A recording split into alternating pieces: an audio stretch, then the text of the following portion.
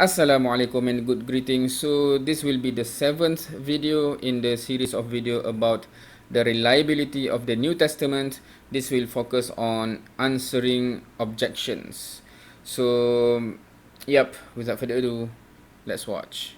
Throughout this series, we've examined the New Testament through and through, and looked at it from every angle. The evidence for its reliability is simply overwhelming. So to wrap up this series, we'll cover the leftover objections. The reason we did not get to them during the series is unlike other objections, these ones are not that good or well thought out. But unfortunately, people still bring them up, so we'll close the series by easily refuting them. The first one is that the New Testament authors were biased, so we can't trust anything they said.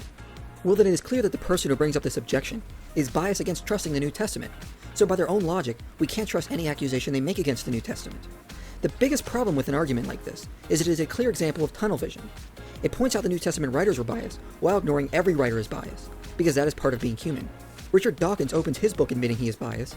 If this book works as intended, religious readers who open it will be atheists when they put it down. So, wait. While ignoring every writer is biased. So, basically, that is, if I understand the argument here is that because all human are biased, so it shouldn't be an issue to disregard any sources, because if you say that these sources shouldn't be trusted because it comes from someone that is biased, the fact that humans are biased, then any writings of human, hence by definition is biased, so then we cannot trust any sources, hence. So I do understand that context, but I just want to make sure, because that implies directly or indirectly that we accept that the writers of the Bible is human. Of course, I think that is a given, right? Meaning that by now we already accept that. And hence, of course, as a Muslim, that's after that, then we have a big question about then why should I trust this for something that is beyond human, right? So that's the big question there. I normally is not interested to argue about the any portion that is purely based on human experience and human bias in that book, because that is not the portion that really directly related with my salvation. Yep. Because that is part of being human. Richard Dawkins opens his book admitting he is biased.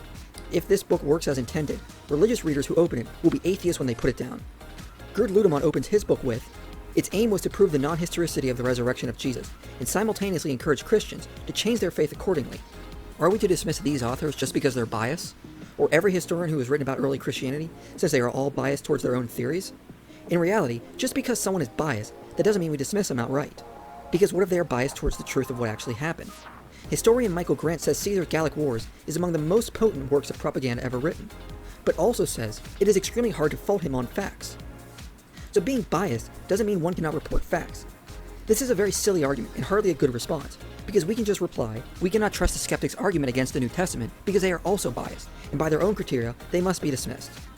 What this objection is really saying is the other person is presenting something that doesn't agree with my already determined view, so I'll just dismiss it outright, since it doesn't conform to what I think is already true. It is a cleverly disguised ad hoc dismissal, because someone is challenging their beliefs. So moving on to another objection, this one is used often, but it actually comes from a few scholars. Here's Dr. Bart Ehrman to present it during his debate with Mike Licona. Moreover, the followers of Jesus were Aramaic-speaking peasants from Galilee, lower-class men who were not educated.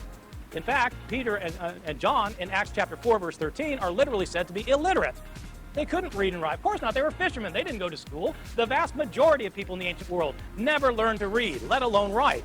And their native language was Aramaic. These books are written in Greek by highly educated, rhetorically trained writers who are skilled in Greek composition. So Ehrman claims the New Testament writers were all poor Aramaic-speaking fishermen from Galilee, and they could not have written the New Testament because they were illiterate. Well, first off, the early church did not claim the New Testament was written by only illiterate fishermen, and neither do Christian scholars today. The external evidence indicates it was Matthew who wrote a gospel, who was a tax collector, and would have to have been trained in linguistics to keep track of records in Greek for Rome, as well as understand the local language of Aramaic to speak with the taxpayers to do his work. So he would not have been illiterate. Mark was said to be the Greek scribe and interpreter for Peter, so he would also have to understand how to read and write in both languages. Luke was said to be a physician, so he was also educated. No one doubts that Paul was educated as a Pharisaic Jew who studied under Gamaliel. That leaves us Peter, James, Jude, and John. all who could have learned to write later on once they took leadership roles in the church. But let's just throw all that out and agree with Ehrman that yes, they were all illiterate fishermen. The best way to respond to this quote from a scholar is with a quote from another scholar. So to respond to Ehrman, we'll pick Dr. Ehrman. Aren't there some theories that suggest that maybe Paul himself had scribe that wrote for him? Well, every person who wrote epistles in the ancient world dictated them to scribes. Right. So as Dr. Ehrman rightly points out for Dr. Ehrman, everyone dictated the scribes in the ancient world. So it doesn't matter if all the New Testament authors were illiterate. They could simply hire scribes to write for them.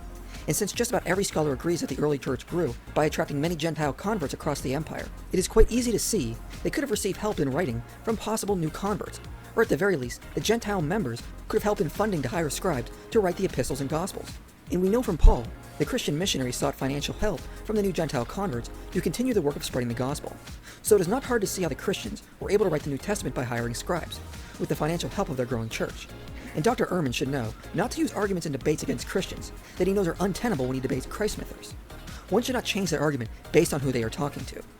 Moving on, some try to dismiss the New Testament because it mentions miracles, and any book that mentions miracles should be dismissed outright. However, anyone who makes this claim clearly has not read any ancient history, as Gary Habermas points out. Well, then you go, yeah, but they got miracles in them. So do all the Greco-Roman historians. Oh, you're kidding. No, they do. Virtually every Greco-Roman writer. Now, Thucydides is an exception.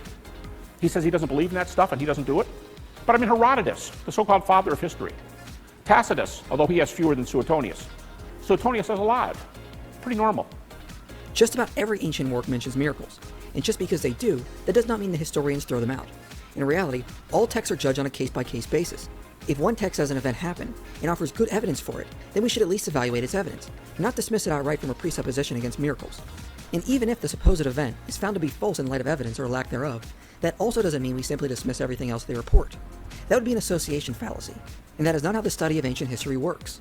So why would we apply a different special standard to the New Testament that is not applied to other ancient works? In reality, this objection, like the first, is an example of someone arguing with tunnel vision and ignoring the rest of ancient history, as well as trying to dismiss an entire book just because they don't like certain parts.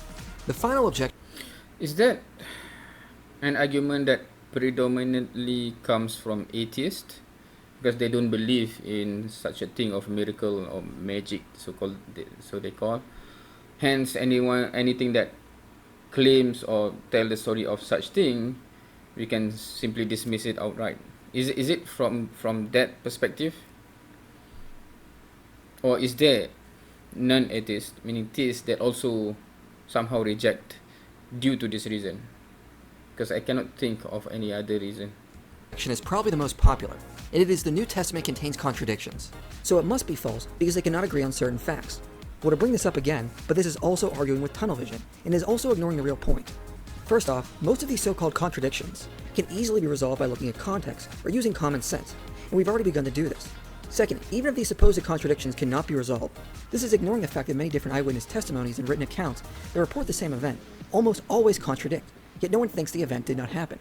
For example, did Nero openly send men to burn the city of Rome in 64 AD, as Suetonius puts it? Or did he do it secretly, as Dio Cassius says? Or perhaps he wasn't responsible at all, as Tacitus hints to. Did Nero watch the city burn from his palace rooftop, as Dio Cassius says? Or from a tower, as Suetonius reports? Or was he miles away, as Tacitus tells us? By the very logic skeptics apply to the Gospels, we could also use it to conclude Rome was never burned, just because the accounts contain contradictions. Yet you won't find one historian who claims contradictions in the accounts prove Rome was never burnt. Differences in accounts do not prove an event did not happen. On the contrary, many rightly point out that differences in accounts show reliability that something did in fact take place, and there was no later coercion to make sure everyone was telling the exact same constructed story. So this is, I just comment from my perspective, or any other Muslim or anyone that have similar perspective when dealing with this one. I think the only reason why this is being raised up is not because we look at it as a text, a historical text. Because if that is the case, then you can discuss whatever. Because for historical facts, we understand that human perspective and human perception, they look at the same event with a different lens, with different perspective, with different view, with different angle. Hence, you get what you get, and that is understood. So we do not dismiss, historical text because of these differences. We try to understand why and how, right? That happened. But because the reason being, but of course I know this is not the reason for this video, and hopefully I think in the later videos the video will address this from this context, which is that should I trust this book to be the source that I believe in for things that directly related to my salvation, right? That's the only context. If we are talking about okay, forget about that, forget about faith, forget about religion, forget about salvation, God, etc. Just as a source for historical events, no problem, right? Business of how many women went to the tomb at what point and who did they meet and where did the appearances happen. Now those are not quite as difficult as has sometimes been made out, and there is some harmonizing that is possible, but I have tended to take the line, as I hinted, that many other writers have done, which is confirmed again and again by those who study the laws of evidence in police courts and so on, that if 5 people all see the same traffic accident and at once give an excited and breathless account to the policeman, or to different policemen, then you will find that those accounts do not exactly match up. But that doesn't mean there wasn't a traffic accident. It just means that people are trying to describe what they saw, and it's more complicated than you might have thought. Indeed, one of the things which was missed out from this lecture in my Okay, what just exactly being mentioned there, I think I can understand that it becomes a proof for this point being made that this is you should not disregard this as historical document, but at the same time, I think many Muslim in YouTube use the same point to say that that's why we say that this is from human, not from God, because human do give different perspective of the same event because they are limited to their own perspective. God, if this is truly from God and guided by God and governed by God, it should not be limited to human perspective limitation, right? So I think it goes both way, but of course the video here is about whether we should disregard the reliability of New Testament as historical document. So yeah, we'll put the whether it is from God, etc. in when the video comes.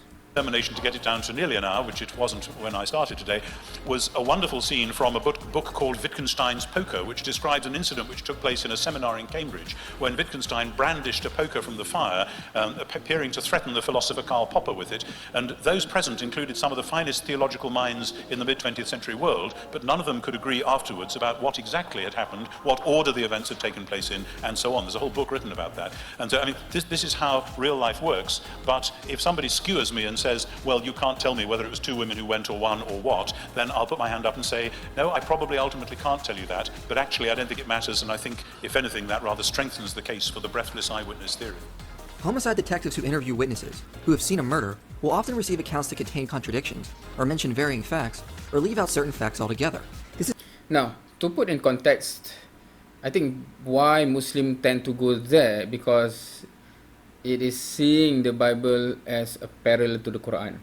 Now, if we're talking about hadith, then this kind of discussion is within that discourse, because hadith is from the perspective of the companions, the Sahaba, who listen to what Prophet Muhammad said or observe how Muhammad SAW do certain things, and then they reported it. Of course, that is from eyewitnesses, just like here, right? So meaning that when we say New Testament, the Bible, the large portion of it is from eyewitness perspective or standpoint of view, then it's mirror the discussion with hadith, I guess. Now, me myself, way back then, and I think many Muslim, because they see the Bible and they want to judge it based on the criteria for the Quran. Hence why this issue tend to be the center point of the question. Yeah. This is common in all eyewitness testimonies, but that doesn't mean testimonies are unreliable. And this especially does not mean someone was not murdered before their eyes. J. Warner Wallace was a cold case homicide detective for over a decade and has a wealth of knowledge in working with eyewitness testimonies, and says contradictions often appear between different eyewitnesses. As a detective, I have learned to accept the variation I see between eyewitness accounts. I've interviewed witnesses of crimes occurring just hours earlier, only to find what appears to be significant contradictions between the accounts. It's my job as the investigator to determine why the eyewitnesses appear to contradict one another, even though there is no doubt the event occurred and the witnesses were telling the truth. This simply happens because different facts will stick out to different people, but this no way shows what they are telling is false. In fact, it shows a great amount of honesty and reliability if the gospel writers, in writing about the same events, often differ in how they report. They preserve how their reports were, and show us they did not get together later on to make it all up, but kept the accounts as they were told. The differences in the accounts match how typical eyewitnesses report events. So this actually can be used to strengthen the reliability of the New Testament, instead of dismissing it. And with that, I'll leave you with the word of J. Warner Wallace, a homicide detective and expert on eyewitness testimonies, who was an atheist, then examined the eyewitness reports of the Gospels, and became a Christian because of how reliable their accounts were on the resurrection. You want to be able to assess the opportunity for collusion when any eyewitnesses come together to report an event. Here's what I mean. Typically, when I am called out in the middle of the night, I make sure that I ask to have the witnesses separated. If you don't separate witnesses, you end up with people talking to each other and colluding, not colluding, but just getting their stories lined up. It can be very innocent, but I don't want that to happen. Do you honestly think if we had 4 Gospels that all said the exact same thing, that they would be under any less scrutiny, under any less criticism? Of course they wouldn't be, because you would think, well, gosh, these guys got together and got their story together. I want to see a certain level of variation between accounts, because then I know, especially, get this, there's times when I am late to a crime scene, and people have had the chance to talk. And if they've had the chance to talk, but then when I separate them and I ask them all their stories, there's still some apparent variation between these stories, I feel really good about it. Because even when they had the chance to line up their stories, they didn't. They saw it slightly differently, given their backgrounds, and they reported it that way. Well, here's what we have in Scripture. Folks who had the opportunity to line up their stories. You don't think that the gospel authors couldn't have done that, or the early church couldn't have done that, but they didn't. And that, to me, gives me great confidence that this variation is the natural kind of variation I would expect to see. So yeah, the last bit, I think the same understanding there, when we read it to the hadith, is where the level of, when you saw hadith sahih, etc., meaning the level of confidence that we have go to the roof because of that. Exactly what, meaning we have the multiple different chain of narration from different people saying about the same thing, exactly in the same manner, without any possibility of collusion. Hence the level of, when we say hadith mutawatir, etc. So that's the level, right? Of course, there's not many hadiths that reach to that level, but when it did, then it becomes that level of grading of hadith, right?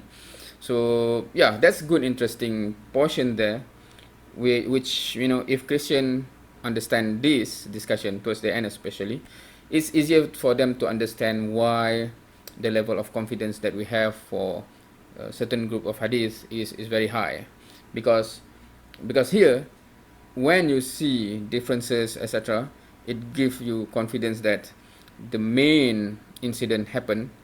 So that's one level. But when everyone that do not have any, we know for a fact they do not have any chance to collude because of different chain that goes different ways, reported the exact same thing, then obviously that is the case, right? So anyway, of course the Quran is the most highest level when we talk about this one, right? In terms of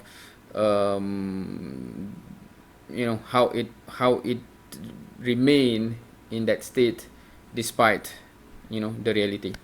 All right, so that's it. This is the 7th video, the final video with regard to the reliability of the New Testament. Inshallah, hope God willing, in the next set we will go into about Jesus' resurrection, right? So we have covered the 7 video about New Testament being unreliable. Next we will have another 6 video about Jesus' resurrection. So please, that will be coming up soon, inshallah. So feel free to anticipate for that. With that, thank you for watching. See you next time.